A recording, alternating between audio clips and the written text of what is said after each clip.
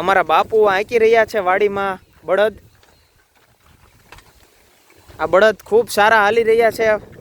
બાપુ આ બળદ કેટલામાં લીધા? 50,000 ના બળદ લીધા છે. અને ભાઈ ખૂબ સરસ શેરડીમાં અત્યારે હાલે છે. અને બળદ એટલે બળદ, એમાં કાંઈ ન ઘટે. તમને એમ થાય કે નાના બળદ હાલે છે, બાકી આવા બળદ તમને ક્યાંક જ જોવા મળે ગુજરાતમાં. આ બળદ ભાવનગર તાલુકાના તળાજા, ભાવનગર જિલ્લાના તળાજા તાલુકામાં જોવા મળશે તમને. જોઈ લો આ બળદ. તમારે ગમે એટલી ખેતી કરવી હોય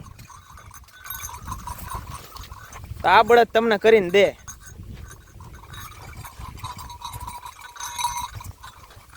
ખેડૂતનો સાચો સાથી એટલે બળદ.